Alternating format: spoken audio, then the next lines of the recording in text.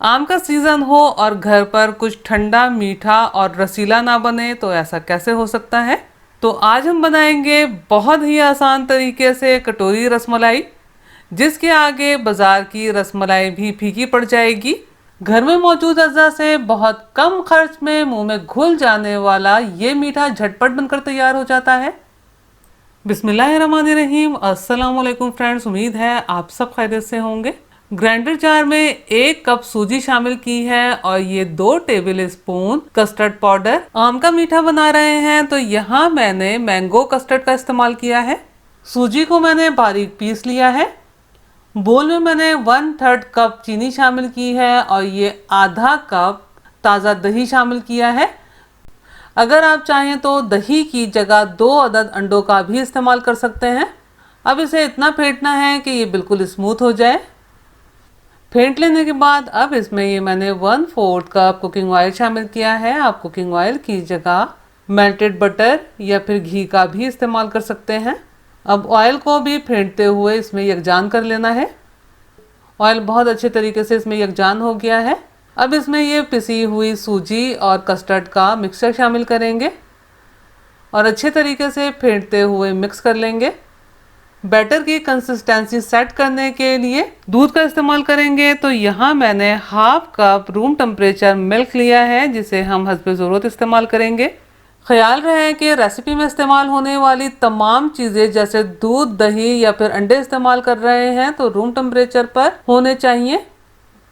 ये flowing consistency के साथ बैटर बनकर तैयार है। अब इसे कवर कर देना है और तकरीबन 15 से 20 मिनट ऐसे ही रहने देना है ताकि सूजी फूल जाए।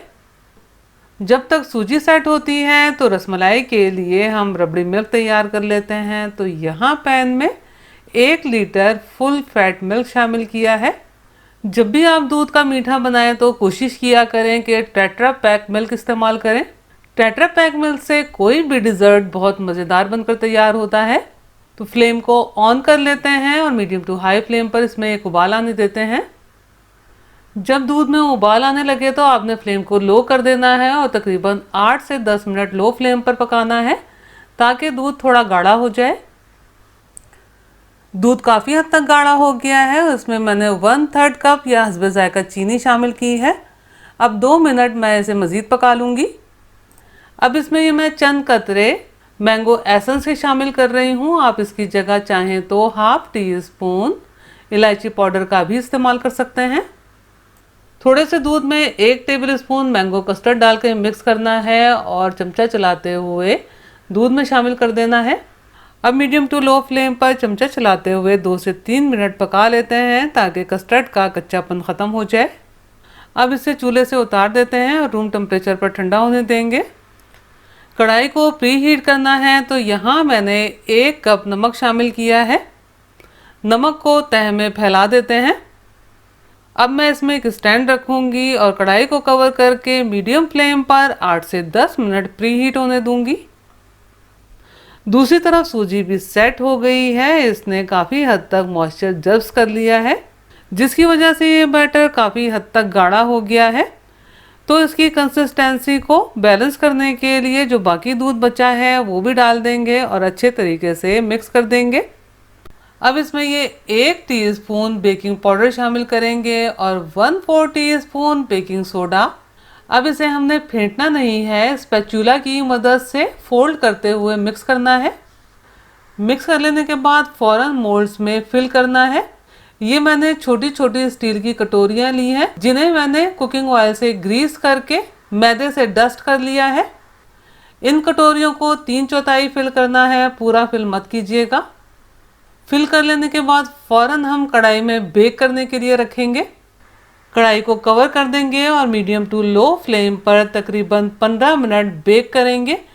क्योंकि ये बहुत छोटी छोटी कटोरियाँ हैं, इसलिए 15 मिनट में बहुत अच्छे रसमलाई केक बेक होकर तैयार हो जाएंगे।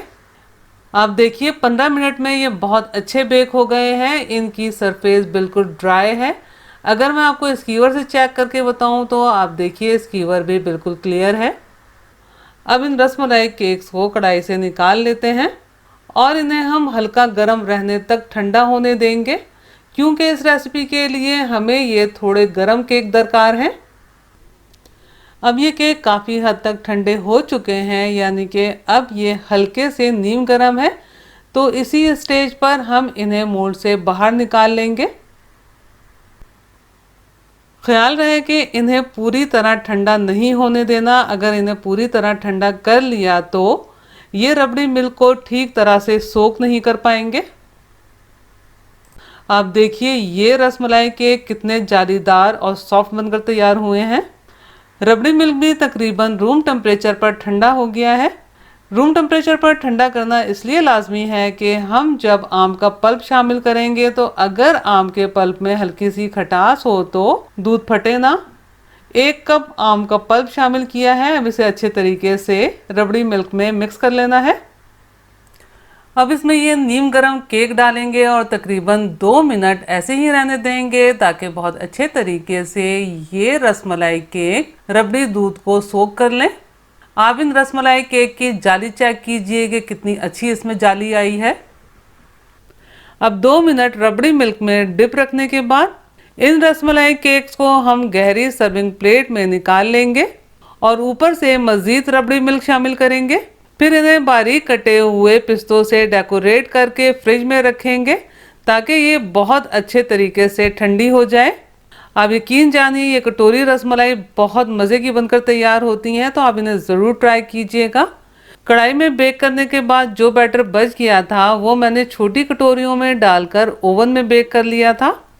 आपने मेरी रेसिपी को ज़रूर लाइक करना है और अपने दोस्त अहबाब से शेयर करना तो बिल्कुल भी मत भूलिएगा। अल्लाह हम सब का दस्तरख्वान हलाल रिस्क से वसी तर फरमाए, आमीन। मुझे और मेरी फैमिली को भी अपनी दुआओं में याद रखिएगा। अपना और अपनी फैमिली का बहुत ख्याल रखिएगा। अगली रेसिपी की वीडियो तक के लिए अल्लाह हाफिज़।